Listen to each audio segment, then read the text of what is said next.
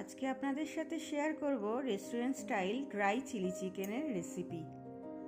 এখানে আমি 500 গ্রাম boneless chicken piece নিয়েছি।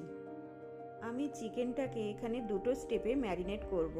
প্রথম স্টেপে চিকেনে লবণ, কালারের জন্য কাশ্মীরি লঙ্কা গুঁড়ো, vinegar, soya sauce, chilli sauce, chilli flakes ও আদা, রসুন, কাঁচা লঙ্কার পেস্ট ও সামান্য হোয়াইট অয়েল দিয়ে ম্যারিনেট করে আধ ঘন্টা মতো রেস্টে রাখতে হবে। এখানে আমি গ্রিন চিলি সস আর হোয়াইট অয়েলটা দিতে ভুলে গিয়েছিলাম, তাই পরের ম্যারিনেশনে অ্যাড করে দিয়েছিলাম। নেক্সট ম্যারিনেশনটা আমি ঠিক চিকেনগুলো ভাজার আগে করব। এখানে আমি 3 টিস্পুন মতো কর্নফ্লাওয়ার এবং 2 টিস্পুন ময়দা দিয়েছি, সামান্য একটু গোলমরিচ গুঁড়ো আর একটা ডিম ফেটিয়ে ভালোভাবে ম্যারিনেট করে নিয়েছিলাম। পাশাপাশি আমি এখানে সবজিগুলোকেও কেটে নিচ্ছি। এখানে আমি ক্যাপসিকাম আর পেঁয়াজকে স্কোয়ার শেপে কেটে নিয়েছি। আপনারা চাইলে এখানে রেড বেল পেপার ও ইয়েলো বেল পেপারও দিতে পারেন, তাহলে আরও ভালো হবে। আর আদা আর রসুন আমি এভাবে চপ করে নিয়েছি, আর কিছুটা স্প্রিং অনিয়ন আমি কুচিয়ে রেখে নিয়েছি।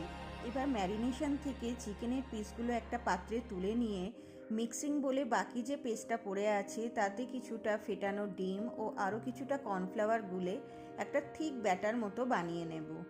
এবার কড়াতে হোয়াইট অয়েল দিয়ে চিকেনের পিসগুলোকে এই ব্যাটারে ডিপ করে নিয়ে বা একে একে করে পকোড়া আকারে সবকটা চিকেনকে ভালোভাবে ফ্রাই করে নিতে হবে।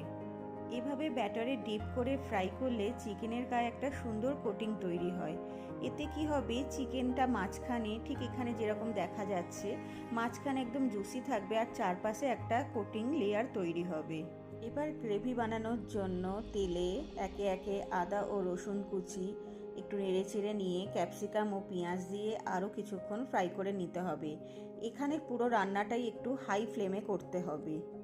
এর পাশাপাশি আমি একটা মিক্সিং বোলে tomato sauce, soya sauce, vinegar ও গ্রিন চিলি সস দিয়ে একটা পেস্ট বানিয়ে নিলাম। সবজিগুলো যখন 80% কুক হয়ে আসবে তখন একে একে গ্রিন চিলি, সল্ট, কালারের জন্য কাশ্মীরি চিলি পাউডার ও সস মেশানো যে জলটা রেডি করে রেখেছিলাম সেটা দিয়ে আরও কিছুক্ষণ কুক করে নিতে হবে। এখানে সল্টটা কিন্তু খুব বুঝে শুনে ইউজ করতে হবে, কারণ সসের মধ্যেও কিন্তু বেশ কিছুটা সল্ট থাকে। এবার ভেজে রাখা চিকেনের পকোড়াগুলো দিয়ে আরেকটু ভালোভাবে নেড়ে চেড়ে নিয়ে সামান্য গোলমরিচ গুঁড়ো ও স্প্রিং অনিয়ন ছড়িয়ে দিলে ড্রাই চিলি চিকেন রেডি হয়ে যাবে। যেহেতু আমি এখানে ড্রাই চিলি চিকেন বানাচ্ছি তাই আলাদা করে কিন্তু কোনো রকম জল আর ইউজ করিনি। এইভাবে বাড়িতেই আপনারা তাহলে বানিয়ে নিতে পারবেন রেস্টুরেন্ট স্টাইল ড্রাই চিলি চিকেনের রেসিপি।